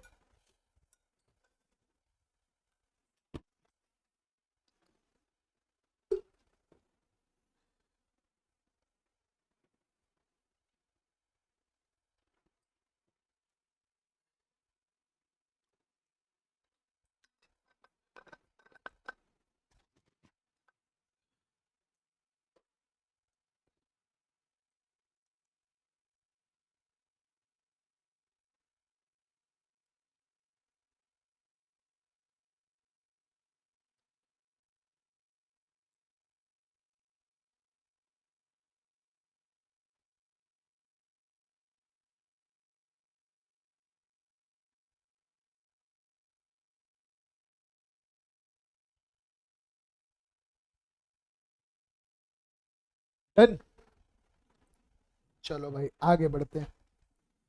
देख लो ये पूरा यूनिट का पहले हमारे को 8 पॉइंट्स अच्छे से आ चुके हैं, तो देख लो यार ये सबसे बड़ा चैप्टर है इंडियन कॉन्ट्रैक्ट, इसके बाद के तो बाकी सारे एकदम छोटे छोटे से, ये सबसे बड़ा वाला है पहले, और मैं सबसे पहले बड़ा ही खत्म कर रहा हूँ। देखते हैं अब अगला पॉइंट। यार एक बात बताओ, अभी मैंने जस्ट एक लाइन बोली, नो कंसिडरेशन नो कॉन्ट्रैक्ट, बिना कंसिडरेशन कोई कॉन्ट्रैक्ट हो ही, पर कुछ केसेस में होगा, कुछ केसेस में होगा जहां कंसिडरेशन नहीं भी होगा तब भी वैलिड कॉन्ट्रैक्ट। यानी अब मैं क्या पढ़ाने वाला हूं, general rule is that no consideration no contract, in general there must be a consideration, बिना कंसिडरेशन कोई भी कॉन्ट्रैक्ट नहीं हो सकता। अभी अभी हम पढ़कर आए समथिंग इन रिटर्न, बट अब क्या पढ़ेंगे, कुछ ऐसे केसेस होंगे सर, और आप मानोगे कि हाँ सही बोल रहे हो सर, ये सारे केसेस हमें दिमाग में उस समय नहीं आए, इसलिए कहते हैं जब हम पूरे को कनेक्ट करेंगे तो हमें लॉजिकली लगेगा कि हाँ जनरली होता है, पर कुछ केसेस में नहीं भी होता, कुछ केसेस में बिना कोई भी कंसिडरेशन भी वैलिड कॉन्ट्रैक्ट होता है। एक एग्जाम्पल लेते हैं सर, प्यार मोहब्बत। कई बार ऐसा होता है हम प्यार मोहब्बत में किसी को कोई चीज दे देते हैं, क्या वो वैलिड नहीं है? वैलिड है। ध्यान से सुनना सर, बहुत ध्यान से, कह रहा agreement on account of natural love and affection, अगर हमें किसी को प्यार से, अफेक्शन की वजह से हमने उसको कुछ दे दिया तो कोई दिक्कत वाली बात नहीं है, इवन विदाउट कंसिडरेशन भी वो वैलिड माना जाएगा। एक केस लॉ का नाम बहुत ध्यान से सुनना, कहानी है, मतलब बहुत ही ब्रिलियंट कहानी है, मजा आ जाएगा सुन के आपको, और सवाल आप ही से पूछूंगा। ये देखो कहानी देखो बहुत ध्यान से, या यार इनकी पर्सनल बातें आप ज्यादा ध्यान मत देना, हस्बैंड और वाइफ की। देखो वाइफ के हाथ में देख लो क्या है, वाइफ के हाथ में क्या है, बेलन। हस्बैंड को मार रही है। थोड़ी पर्सनल बातें हैं पर सुन लो। वाइफ किसको मार रही है, हस्बैंड को। और देखो हस्बैंड कैसे भाग रहा है। ध्यान से सुनना, ये केस लॉ है, अभी मैं पूछूंगा आपसे, और ये कोर्ट में आया हुआ केस लॉ है। आप सुनो ध्यान से। हस्बैंड ने बेचारे ने वाइफ से रिक्वेस्ट करी। देखो रिक्वेस्ट क्या है, please go to your mom's house, I will pay you monthly. तू प्लीज अपनी मम्मी के घर चली जा, मैं हर महीने तुझे पैसे भेजता रहूंगा। ओके। फिर देखो वेलन दिखाते हुए क्या बोल रही है, okay don't forget to give me timely, timely भेजता रही हो, ये तो मारूंगी तुझे। अब एक सवाल है, क्या हस्बैंड को पैसे देने पड़ेंगे या नहीं देने पड़ेंगे, हस्बैंड को पैसे, क्यों, नेचुरल लव एंड अफेक्शन है ना सर। हर बार बच्चा यही आंसर देता है कि नेचुरल लव एंड अफेक्शन है इसलिए देने पड़ेंगे। पर आपको सर सिचुएशन नहीं समझ आई, सर प्यार बचा ही कहाँ है, पिटाई हो रही है और डर से उससे छोड़ के उसको कह रहा है भाई घर जा अपने मायके में रह, मेरे यहाँ मत रहा कर। वाइफ से कुछ नहीं होता sir, natural love and affection होना चाहिए। अब आप जो बोलोगे ना सर उसके लिए वो डिवोर्स एक्ट लगता है, ये वाला लॉ नहीं लगता, उस दूसरे प्रोविजन के हिसाब से, यहां से नहीं। यहां पे लॉ क्या कहता है, जब प्यार मोहब्बत होगा तब। इस केस में लॉ ने डिसाइड किया अब कोई लव लेफ्ट ही नहीं, बचा ही नहीं है, नो लव लेफ्ट, तो अब तो भाई इसमें कोई पैसा मिलने वाली बात। पहली कंडीशन ही क्या थी, प्यार मोहब्बत होनी चाहिए, यहाँ प्यार ही नहीं बचा। देखो कहानी ध्यान से सुनना, ये पूरी कहानी यहाँ लिखी है। इस जो जो लेडी है ना, इधर होके बैठ जाए, इधर होके। ये जो लेडी है ना, इसका ये जो डरावनी लेडी थी, इसका नाम था राजलक्की देवी, और आदमी का नाम तो और ही ध्यान से सुनना, भूतनाथ। इसलिए इसका मार मार के इसने क्या बना दिया, भूत। राजलक्की देवी वर्सेस भूतनाथ, राजलक्की देवी वर्सेस भूतनाथ। क्या इतनी बात समझ आती है, राजलक्की देवी वर्सेस भूतनाथ। लेडी का नाम क्या है और हस्बैंड का नाम क्या है, Bhootnath. A husband promise to pay his wife after a constant quarrel. देख ले, कांस्टेंट क्वेरल का मतलब लगातार लड़ाइयां। ये तो मैंने थोड़ा फनी बनाने के लिए ऐसे एग्जांपल बना दिया, पर केस क्या था कि बहुत ज्यादा लड़ाइयां हो रही थी। टू पे a fixed monthly amount for his maintenance and separate residence. अपना तो अलग रहा भाई, मेरे यहाँ रहने की जरूरत, विदाउट एनी कंसिडरेशन। हस्बैंड को क्या मिला इसमें, कह रहे शांति, नहीं ऐसा नहीं होता कुछ। अब ध्यान से सुनना, the promise was in writing and registered, लिखित में था, रजिस्टर्ड भी था, बट बाद में वो पैसे देने से मना कर दिया, तो वाइफ ने केस कर दिया। इसलिए केस का नाम ही क्या है, राजलक्की देवी वर्सेस भूतनाथ, क्योंकि राजलक्की देवी ने भूतनाथ पे केस किया। तो कोर्ट ने बोला she was not allowed anything by the court on the ground of the exception was not applicable as there was no natural love left between them। प्यार ही नहीं बचा तो हेडिंग के अंदर आ ही नहीं रहे। हेडिंग क्या थी, no consideration no contract, but exception में था अगर एग्रीमेंट किसके बीच में होता है, नेचुरल लव एंड अफेक्शन की वजह से होता है। यहाँ तो नेचुरल लव एंड अफेक्शन है ही नहीं। क्या बात समझ आती है। तो पहला है एक्सेप्शन क्या है, नेचुरल लव एंड अफेक्शन। पर इसके अंदर ना 4 पॉइंट्स, और ये चारों याद करने के लिए बहुत ध्यान से सुनना। अभी मैं याद कराऊंगा तो एकदम आसान है, मजा, एक कहानी दूंगा उससे आपको चारों याद हो जाएंगे। कह रहा है सर जो एग्रीमेंट हो रहा है वो नेचुरल लव एंड अफेक्शन में होना चाहिए, रिश्ता नियर बाई होना चाहिए, ऐसे बहुत दूर दराज का रिश्तेदार नहीं होना चाहिए। तो हमें बोला इमीडिएट रिलेशन होना चाहिए, स्टैंडिंग रिलेशन होना चाहिए। देखो मैं से बोलूं प्यार हो, रिश्ते बहुत क्लोज रिश्तेदार से प्यार हो, दो बातें बोल सकते हैं क्या, प्यार हो, बहुत क्लोज रिश्तेदार से प्यार हो, लिखित में हो, और अगर लॉ कहता है रजिस्टर कराना तो रजिस्टर भी कराओ, क्योंकि ओरली में तो प्यार से तुरंत बदल जाएंगे कि नहीं हमने लिखा ही नहीं। तो इस केस में 4 बातें हुई, प्यार हो, नेचुरल लव एंड अफेक्शन हो, इमीडिएट रिलेशन होना चाहिए, राइटिंग में होना चाहिए, और अगर लॉ कहता है रजिस्टर कराओ तो रजिस्टर भी कराना चाहिए, तो पैसा देना पड़ेगा। अब आपके दिमाग में सवाल है कि रजिस्टर का मतलब क्या है, तो सर मान लो मैंने किसी को प्रॉपर्टी दी, तो as per the property law कहते हैं ना कि प्रॉपर्टी को रजिस्टर कराना पड़ेगा। तो कोई ऐसी चीज जिसको रजिस्टर कराना था तो वो रजिस्टर भी कराना पड़ेगा। आ सकता है क्या। फर्स्ट केस बोलता है नो कंसिडरेशन नो कॉन्ट्रैक्ट। पहली एक्सेप्शन क्या है, if an agreement is made on account of natural love and affection. इसके अंदर 4 पॉइंट्स है, नेचुरल लव एंड अफेक्शन हो, इमीडिएट रिलेशन होना चाहिए, राइटिंग में होना चाहिए, और रजिस्टर्ड अगर है होना है तो इफ एनी। अगर ये चारों बातें हो जाती हैं तो पैसा रिकवर, मतलब वैलिड एग्रीमेंट माना जाएगा, although there is no consideration. अब इसका एग्जांपल, मान लो मैंने किसी को खुशी से अपने परिवार में, रिश्तेदार में किसी को 1 करोड़ रुपए दे दिए या 1 करोड़ का प्लॉट दे दिया, तो वो वैलिड माना जाएगा। डन है इतना। पहला पॉइंट था नो कंसिडरेशन नो कॉन्ट्रैक्ट का। अब पहले कुछ आसान वाले पढ़ते हैं, फिर ये सेकंड पढ़ते हैं। चलो सेकंड पहले आसान है यार। स्कूल मान लो ऐसा हुआ, अभी मैं यहां से उठा, मेरा वॉलेट गिरा और आपने ये वॉलेट मेरा देख लिया।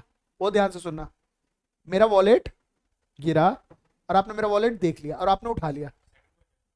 आपने मेरा वॉलेट उठा लिया, बहुत ध्यान से सुनना, आपने मेरा वॉलेट उठा लिया और आप बहुत अच्छे थे, आपने वो देखा भी नहीं कि इतने पैसे क्या। आपने मेरा वॉलेट वापस करने के लिए मुझे आवाज लगाई सर आपको वॉलेट रह गया। मैं भी हैरान कि भाई साहब इतना अच्छा बच्चा है।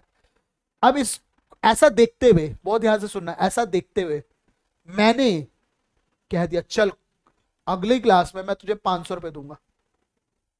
क्या मैंने आपको प्रॉमिस किया है 500 रुपए देने का? 500 रुपए देने का किस बात के लिए? वो काम जो आपने वॉलेंट्री किया था, अपनी मर्जी से किया था, उसको मैं कंपनसेट करने की कोशिश कर रहा हूं। तो इन रिटर्न मुझे तो कुछ भी नहीं मिला, पर फिर भी लॉ कहता है वैलिड है, क्योंकि मैंने कंपनसेट करने की कोशिश करी उन चीजों के लिए जो वॉलेंट्री आपने पहले मेरे लिए। अब हेडिंग देख सकते हैं क्या? Agreement to compensate past voluntary service. अब यह पास्ट वॉलेंट्री सर्विस क्या? पर्स का देना, और मैंने उसको कंपनसेट करने के लिए क्या बात करी है? 500 रुपए दूंगा। और आपने बोला ओके सर ओके दे देना। Offer plus acceptance becomes agreement. क्या बात आ रही है? और देखो यही एग्जाम्पल यहां लिखा हुआ है, यही एग्जाम्पल मैंने बनाया कि लेडी का पर्स गिर गया था और इस बच्ची ने पर्स उठाया और इसको दे दिया, कह रही hi aunt this is your purse. इसने बोला oh so sweet I will give you 1K।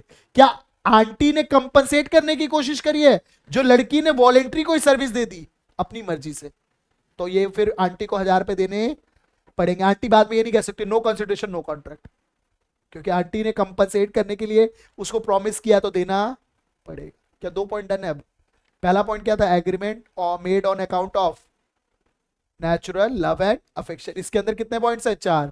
Sir natural love and affection होना चाहिए, इमीडिएट रिलेशन होना चाहिए, राइटिंग में होना चाहिए और रजिस्टर्ड होना चाहिए। दूसरा पॉइंट हमने पढ़ा कि अगर हम एग्रीमेंट कर रहे हैं किस चीज को करने के लिए? कंपनसेट। किस बात को कंपनसेट करने के लिए?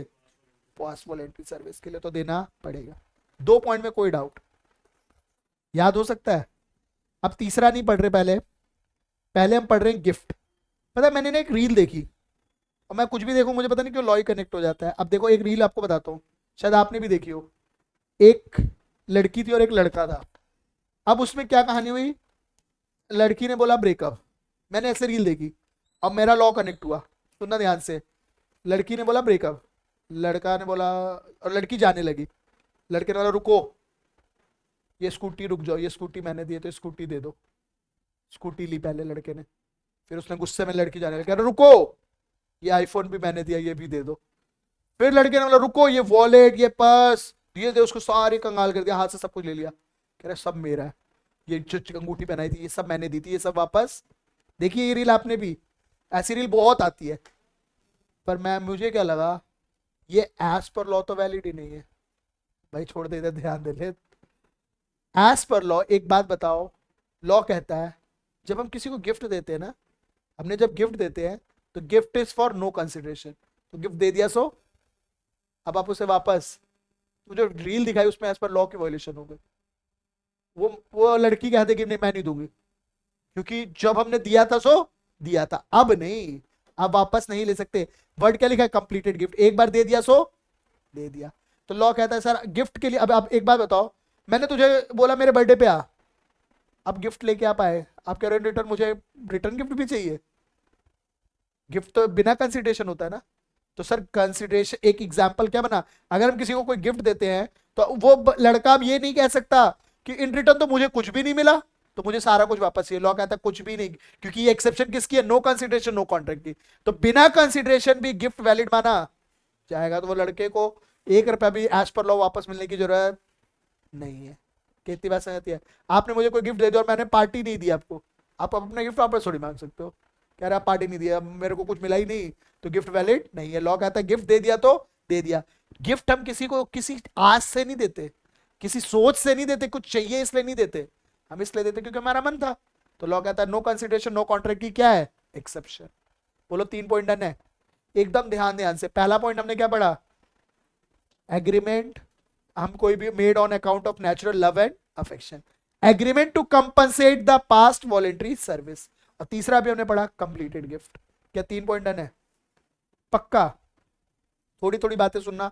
सेकंड पॉइंट एक अभी ऊपर छोड़ के आया, वही इंपॉर्टेंट है, बाकी तो देख तुरंत हो जाएगा।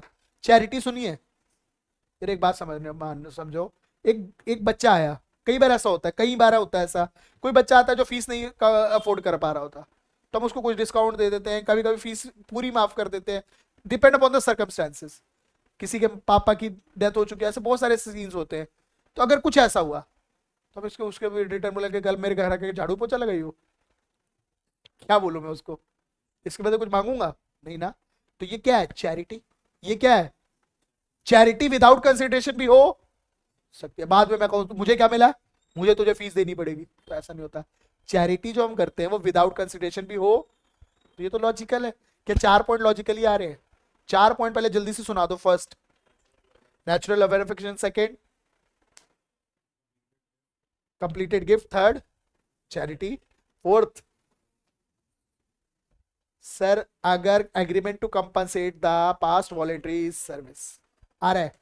ये देखो, ये वाला पॉइंट मैंने पढ़ा दिया चैरिटी, ये वाला पॉइंट अभी मैंने पढ़ा दिया कंप्लीटेड गिफ्ट।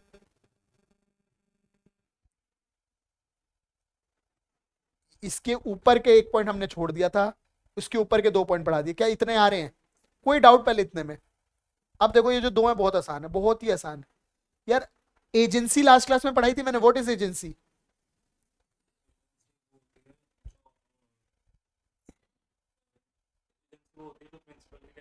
बहुत बढ़िया। एक बंदा जो किसी के कहने पे कुछ करता है, जो करता है वो एजेंट होता है, और जो करवाता है वो क्या होता है? एक बात बताऊं, मैंने जब जॉब कर रहा था, अब वो तो स्टार्टिंग में मैंने जॉब करी, मतलब इंटर्नशिप करने के बाद 1.5 साल जॉब करी मैंने, 1.5 ईयर्स जॉब कर ली मैंने। अब मैंने जब जॉब छोड़ी ना, तो मैं जिस पोजीशन पे हो गया था वहां पे मैं सीएस था, वहां पे मैं वो था, सीनियर सीनियर एग्जीक्यूटिव था, सीनियर एग्जीक्यूटिव सीएस था। मेरे पास 2 सीएस थे, और इन 2 सीएस के पास 4 इंटर्न्स थे। तो यानी ये पूरी टीम थी मेरी, जो इन ट्रेनिंग करने आते बच्चे। तो एक सीएस 4 इंटर्न को संभालता था, ये 4 इंटर्न को संभालते थे, और मैं इन 4 सबको संभालता था। इन टीम का हेड था, इस टीम का हेड था, मतलब ये 4 + 4 + ये 2, और मैं था 11 लोगों की टीम थी। 5 लोग हो गए, 5 लोग हो गए, यानी ए टीम उसके 5 लोग, ए बी टीम उसके 5 लोग, और इन सारे को काम मुझे देखना है। समझ आती? इसमें एक इंटर्न था जिसका नाम अभी मैं बता नहीं सकता, पर ऐसे बोल देता हूँ, मिस्टर एक्स। अब ये मिस्टर एक्स जो था ना, ऑल्दो ये इसकी सीनियर ये थी, पर वो कोशिश ये करता था कि ज्यादातर काम मेरे से सीख ले डायरेक्ट। तो कहीं ना कहीं पूछ लेता था, सर थोड़ा आप बता दो, सर आप बता दो, जबकि मैं उसको डांटता था कि पहले अपनी बॉस से पूछो, अगर उसको नहीं आएगा तो वो मेरे से पूछनी आएगी, क्योंकि हायरार्की यही है ना अब। तो लेकिन वो मेरे से पूछता रहता था, पूछता रहता था, पूछता रहता था, मैंने थोड़ी बहुत बताता था, पर थोड़ा मतलब मेरी बातचीत सही थी उससे। वो लड़का था, बाकी टीम में ज्यादातर लड़के ही थी, मैं और वही लड़के थे, बाकी सारे लड़के थे। तो हमारी 11 में से हम 2 ही लड़के थे, बाकी सारे लड़के ही थी। अब क्या हुआ, तो ऐसा हुआ तो उस लड़के ने मेरे को, थोड़ी दोस्ती हो गई हमारी, तो ना मैंने छोड़ी, वो फर्म छोड़ दी, वो ऑर्गेनाइजेशन मैंने छोड़ रहा था। जब मैं छोड़ रहा था ना, तो ही सेड कि सर मुझे ना आपके साथ ही चलना है। अब मैंने बोला यार एक बात बता, अभी मैं जस्ट छोड़ रहा हूँ, अब मैं अपनी प्रैक्टिस स्टार्ट कर रहा हूँ, अब मुझे तो क्या 2-4 महीने काम ढूंढने में लगेंगे ना। अब मैं तेरी 10,000 रुपए की स्टाइपेंड कहाँ से अफोर्ड करूंगा हर महीने? 10,000 मुझे तेरे को देने हैं, मैं कहाँ से लाऊंगा? और भाई पहले ही बर्डन क्यों ले लूं? अगर मैं मुझे 40,000 का काम मिलेगा तो मैं 10,000 पहले तेरे को क्यों देता रहूं? 40,000 का काम तो मैं खुद भी मैनेज कर लूंगा। तो कह रहा है सर एक बात बता रहा हूँ, आप मुझे स्टाइपेंड मत देना, पर काम मैं आप ही के यहाँ करूंगा। और उसने करी, उसकी 6 महीने की रहती थी ट्रेनिंग, उसने 6 महीने मेरे साथ ही करी ट्रेनिंग, विदाउट फीस।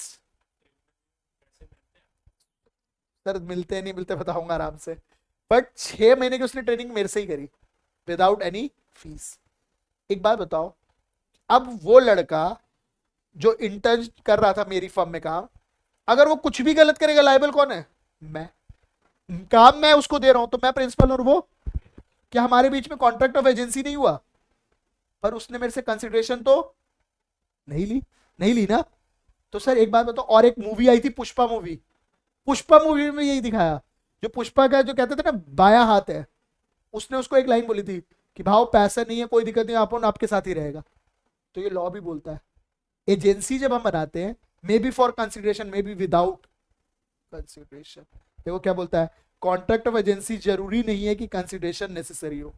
जैसे उस दो लड़के ने मेरे पास इंटर्नशिप फ्री में कर ली, तो सर वो मेरा एजेंट बन गया विदाउट कंसिडरेशन। एक बात बता, मैंने तेरे को बोला यार जाके वहां से पानी लिया, क्या आपने इसके लिए पैसे लिए आपने मेरे से? नहीं, बट आप ले आए, तो आप कैसे एक्ट किया? एजेंट। तो ये हमारा कंसिडरेशन के बिना भी तो हो गया। ऐसे बहुत सारे केसेस होते हैं जहां विदाउट कंसिडरेशन भी किसी के एजेंट बन जाते हैं, तो इसके लिए कोई दिक्कत वाली बात नहीं है। आपने बोला सर मुझे ये नो बुक ला दो, अब मैंने बुक ले आया, क्या हमारे बीच में कंसिडरेशन था? नहीं, बट मैं एजेंट बन गया, आप प्रिंसिपल बन गए। तो सर विदाउट कंसिडरेशन भी हमारे एजेंसी चल सकती है। क्या एक और एक्सेप्शन हो गई, कॉन्ट्रैक्ट ऑफ एजेंसी। डन है इतनी सी बात। जल्दी से देखते हैं अगला पॉइंट।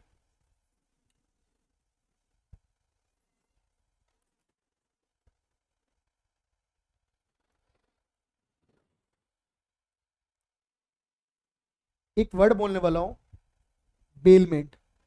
ये आज सुन लेना, आपके हर लेवल पे काम आएगा। वर्ड है बेलमेंट। ये वर्ड सुना भी नहीं होगा कभी लाइफ में आपने, सुना है? देखो करा तो है, ये काम आपने करा है, पर आपको पता नहीं है। कभी ऐसा हुआ है कि या तो आप या आपका दोस्त आपसे कभी कोई चीज मांगने आया हो, घड़ी, watch, shoes, coat pant, shirt, jean, जो भी, कि थोड़ी देर के लिए दे दे, या एक पार्टी में जाना है मुझे दे दो, वो ऐसा आप मांगते हो? आपके दोस्त मांग लेते हैं आपसे? पक्का होता रहता है ऐसा? क्या आपने उन्हें कोई चीज इस्तेमाल करने के लिए दी, फिर वो वापस इस्तेमाल करके आपको देंगे? इसी को बोलते हैं बेलमेंट। इसी को क्या बोलते हैं? जब, ध्यान से सुनना, जब हम अपनी कोई चीज किसी को दे देते हैं और जब वो यूज करके मुझे वापस कर देगा, दैट इज कॉल्ड। अब मुझे एक बात बताओ, आप अपने दोस्त से पैसे लेते हो इस चीज के कि भाई तूने एक दिन के लिए मेरे से टी शर्ट लिए, 200 रुपए दे, मांगे पैसे?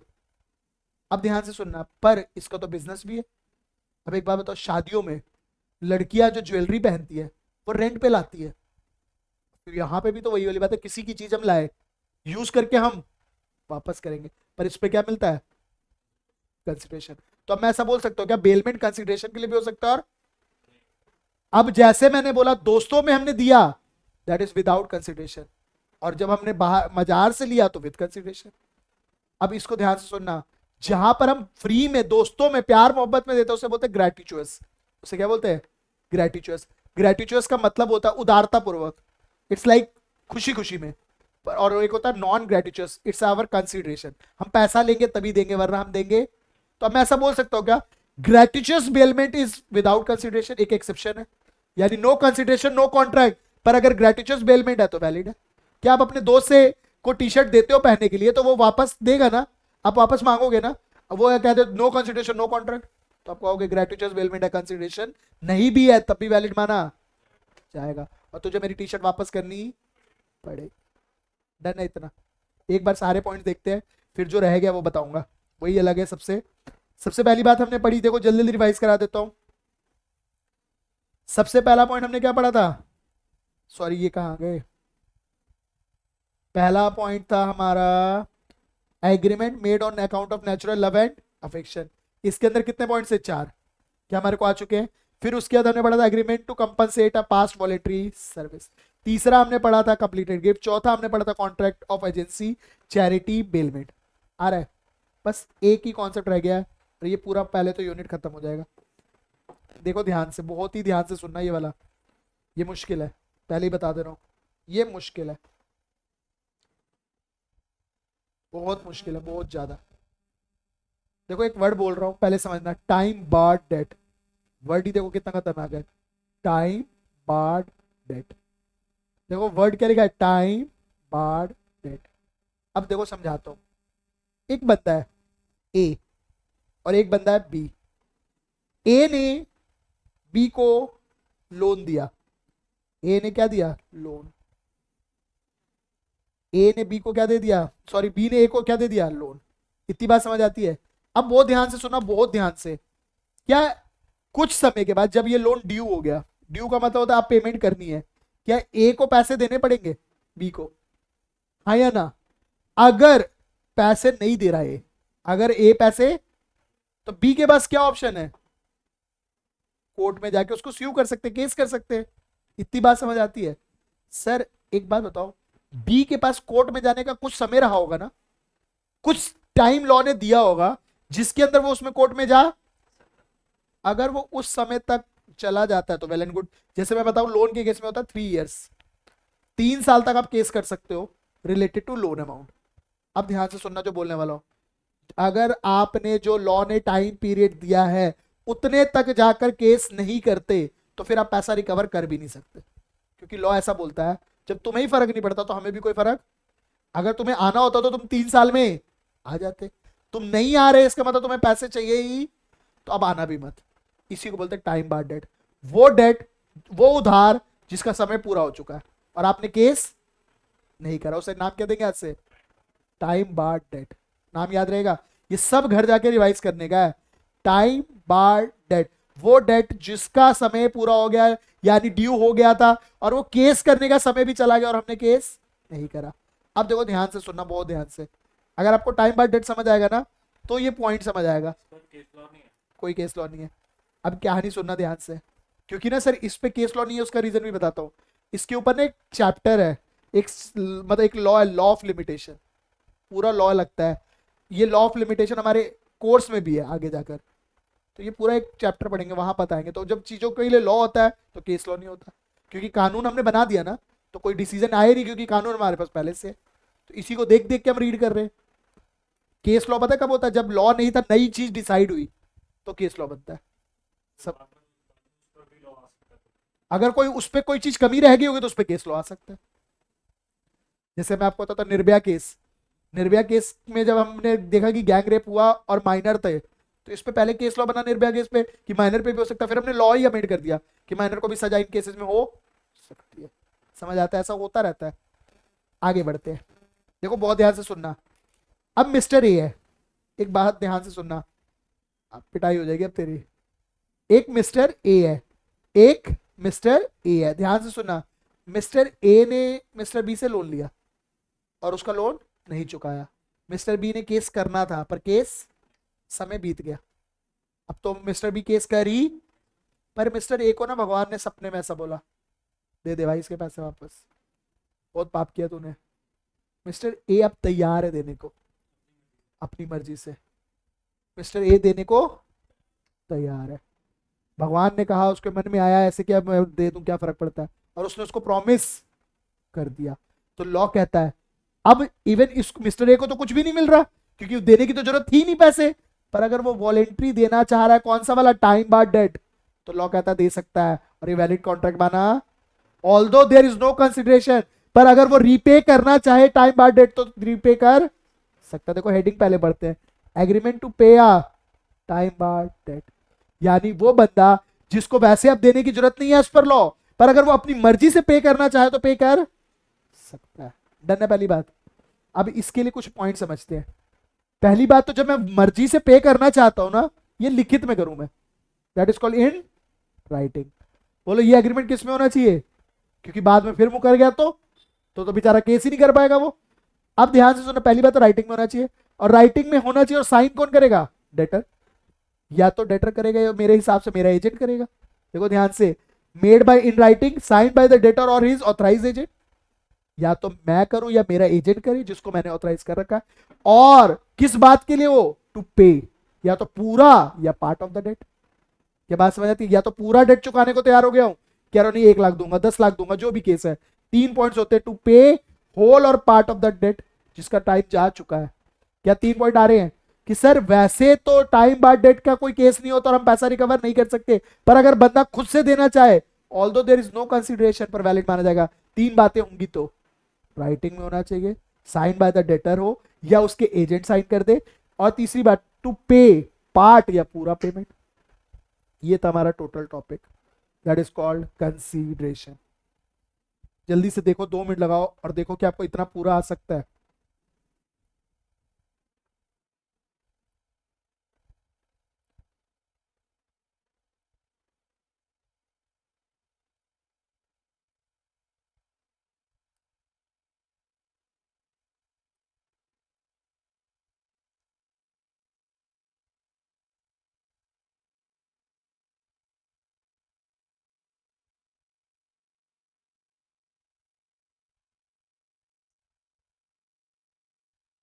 डन। यानी सर हमें एक पूरी बात समझ आ गई कि कॉन्ट्रैक्ट जब भी हम करते हैं तो दोनों के बीच में क्या होना चाहिए, consideration, something in return. Law में इसका नाम क्या दिया, क्विड प्रो क्यो। क्या हमारे को इतनी बात समझ आती है, क्विड प्रो क्यो समथिंग इन रिटर्न होना चाहिए। और हमने पढ़ा सर चाहे वो प्रेजेंट कंसिडरेशन हो, चाहे वो पास्ट कंसिडरेशन हो, चाहे वो फ्यूचर कंसिडरेशन हो, कंसिडरेशन होना चाहिए। कुछ करने के लिए हो सकता है, कुछ ना करने के लिए हो सकता है। कंसिडरेशन हमेशा प्रोमिसर के हिसाब से होना चाहिए, पर वो प्रॉमिसी को मिले या किसी और को मिले कोई दिक्कत वाली बात नहीं है। और फिर हमने पढ़ा सर वो लॉफुल होना चाहिए, रियल होना चाहिए, प्री एग्जिस्टिंग ऑब्लिगेशन नहीं होना चाहिए, और किसी काम को करने के लिए भी हो सकता है और किसी को ना करने के लिए भी हो सकता है। Consideration need not to be adequate. No consideration no contract, पर इसकी कुछ एक्सेप्शंस है। पहली एक्सेप्शन हमने पढ़ी कि sir natural love and affection पे करते हो, टाइम बाद डेट हो, या हम कोई भी पास्ट वॉलंटरी सर्विस को कंपनसेट करने की कोशिश कर रहे हो, कंप्लीटेड गिफ्ट हो, चैरिटी हो, बेलमेंट हो, एजेंसी हो। That's all my Lord. क्या हमारे को इतनी बात आ सकती है। अब मिलते हैं अगली क्लास में, पहले इतना फटाफट से पढ़ लेना, फिर मिलेंगे कल।